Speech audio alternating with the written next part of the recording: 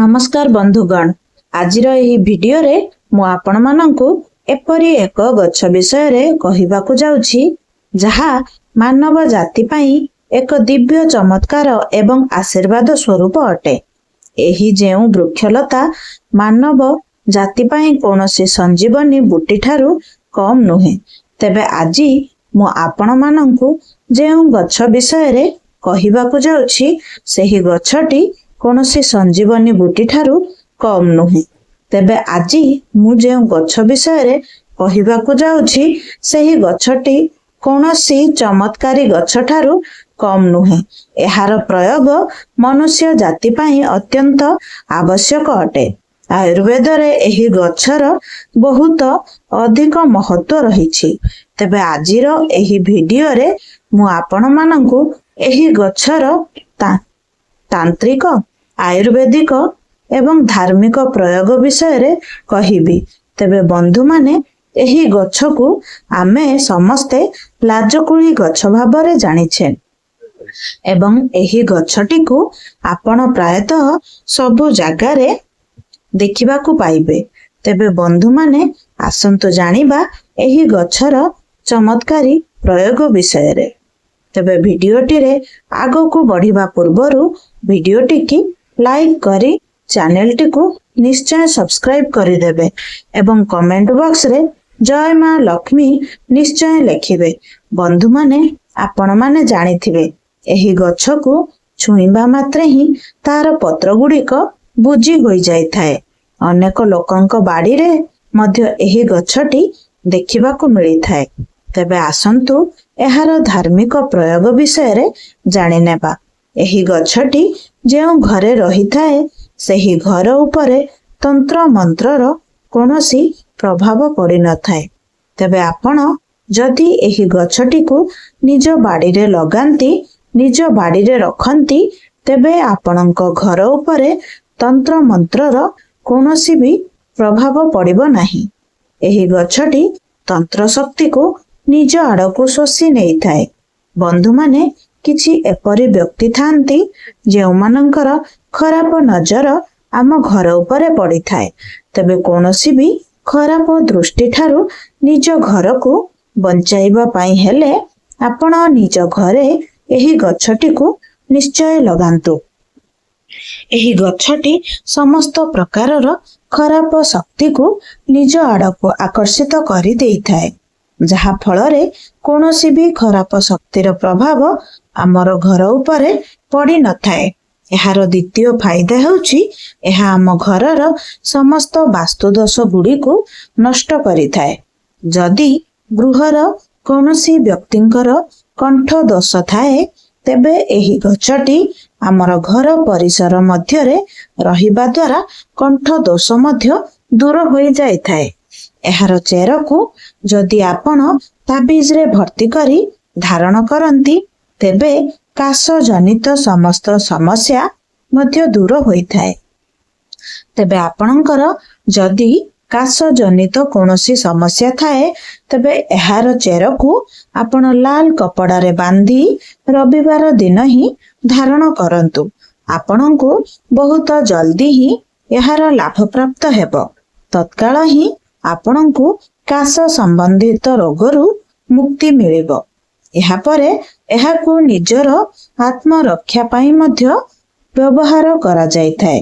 जदि आपणको उपरे कहार खराब नजर किंबा कला शक्तिर प्रभाव रही जाय थाए तेबे एही सबु खराब नजररु बंचिबा पाई आपण निज शरीरर चारिपटे जेउ मौली धागा रही थाए नाली एवं हळदियार जेउ सूता आमे पूजारे व्यवहार करि थाउ ताकू निज शरीर चारिपटे 7 थर बुलाई नियंतु।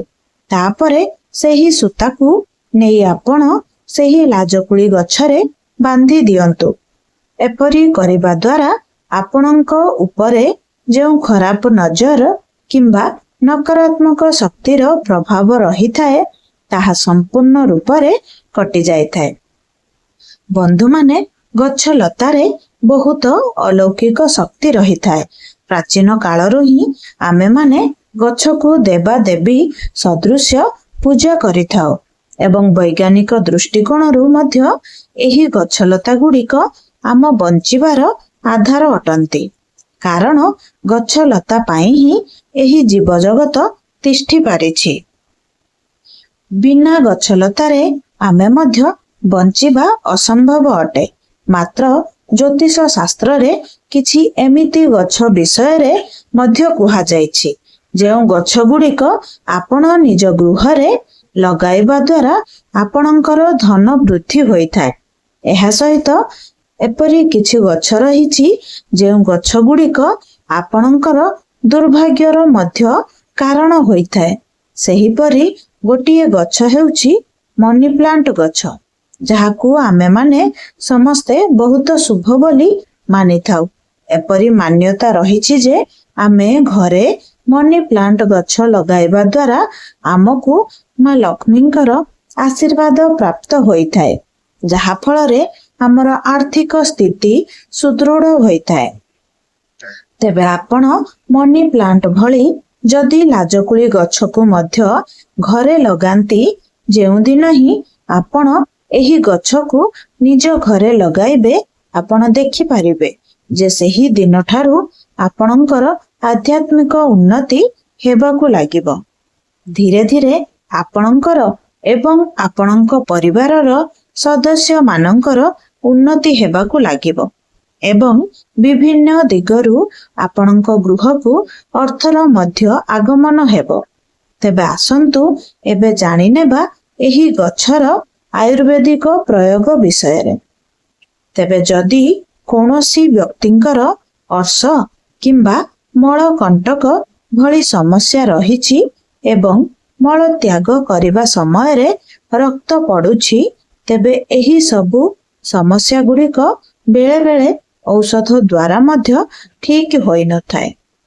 ତେବେ ଆପଣମାନେ ଯଦି ଔଷଧ ସହିତ ଏହି ଗଛର ପ୍ରୟୋଗ କରନ୍ତି, ତେବେ ଆପଣଙ୍କୁ ବହୁତ ଶୀଘ୍ର ହିଁ ଲାଭ ପ୍ରାପ୍ତ ହୋଇଥାଏ।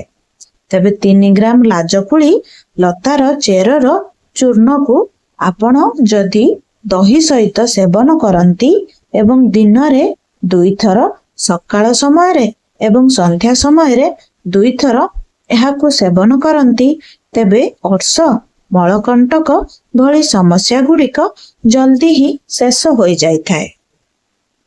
ଯଦି ଆପଣଙ୍କ ଗଳାରେ ଦରଜ ହେଉଥାଏ, ତେବେ ଏହାର ସମାଧାନ ପାଇଁ ମଧ୍ୟ ଏହି ଗଛର ବ୍ୟବହାର କରାଯାଇଥାଏ। ଗଳାରେ ଦରଜ ହେବା ଦ୍ୱାରା ଆମକୁ ବହୁତ କଷ୍ଟ ହୋଇଥାଏ। ଆମମାନଙ୍କ ପାଇଁ ଏହା ଏକ ଗମ୍ଭୀର ସମସ୍ୟା ହୋଇଥାଏ।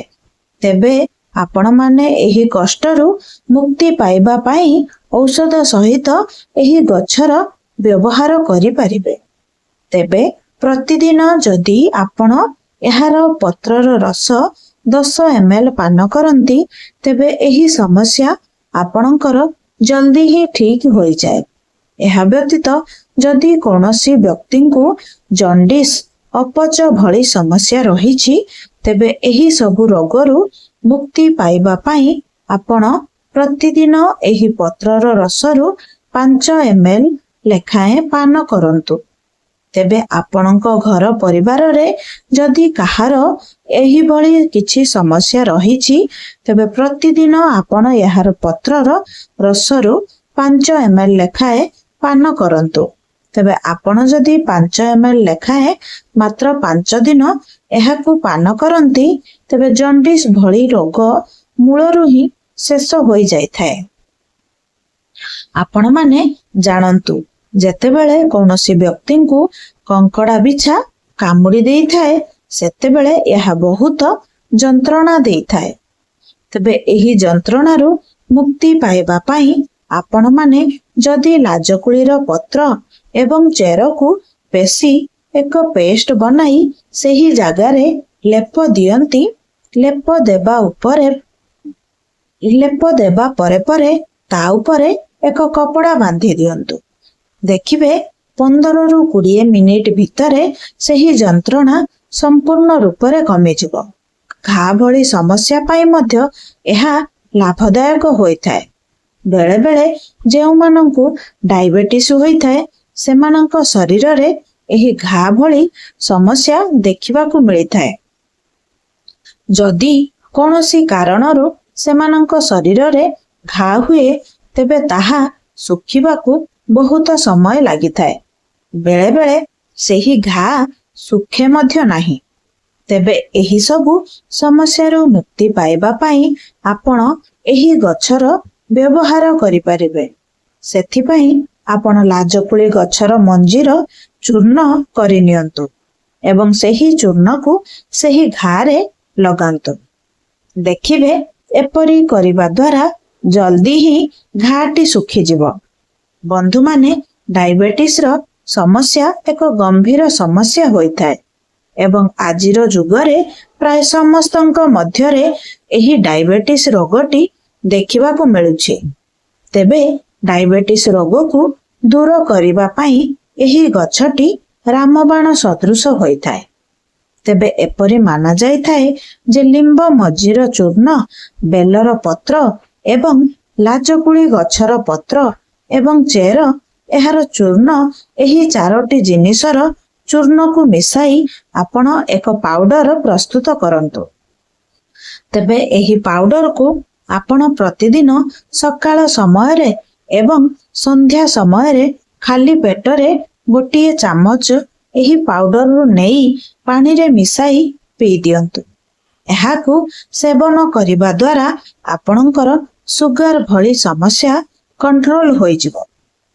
ତେବେ ଆସନ୍ତୁ ଏବେ ଏହାର ତାନ୍ତ୍ରିକ ପ୍ରୟୋଗ ବିଷୟରେ ଜାଣିନେବା। ତେବେ ବନ୍ଧୁମାନେ, ଏପରି ମାନାଯାଏ ଯେ ଏହାର ଚେରକୁ ଧାରଣ କରିବା ଦ୍ୱାରା ସମ୍ମୋହନ ଶକ୍ତିର ବିକାଶ ହୋଇଥାଏ। ଲୋକମାନେ ଆପଣଙ୍କ ଆଡ଼କୁ ଆକର୍ଷିତ ହୋଇଥାନ୍ତି। ଏହାକୁ ଧାରଣ କରିବା ଦ୍ୱାରା ଏକ ଅତିରିକ୍ତ ଶକ୍ତିର ନିର୍ମାଣ ଆପଣଙ୍କ ଶରୀରରେ ହୋଇଥାଏ। ଆପଣଙ୍କୁ ଏପରି ଅନୁଭବ ହୋଇଥାଏ ଯେ କୌଣସି ଦୈବୀ ଶକ୍ତି ଯେପରି ଆପଣଙ୍କ ଆଧ୍ୟାତ୍ମିକ ଉନ୍ନତିକୁ ବୃଦ୍ଧି କରିବାକୁ ଦେଉଛନ୍ତି। ଏହାର ଚେରକୁ ଧାରଣ କରିବା ଦ୍ୱାରା ଆପଣଙ୍କୁ ପ୍ରତ୍ୟେକ କାର୍ଯ୍ୟରେ ସଫଳତା ମିଳିଥାଏ। ଜୀବନରେ ଆପଣ ଯେ କୌଣସି ବି କାର୍ଯ୍ୟ ଆରମ୍ଭ କରିଥାନ୍ତି, ସେହି କାର୍ଯ୍ୟକୁ ଆପଣ ସମ୍ପୂର୍ଣ୍ଣ ରୂପରେ ପୂର୍ଣ୍ଣ କରିପାରିଥାନ୍ତି ଏବଂ ଗୃହକୁ ବିଭିନ୍ନ ଦିଗରୁ ଧନର ଆଗମନ ମଧ୍ୟ ହୋଇଥାଏ।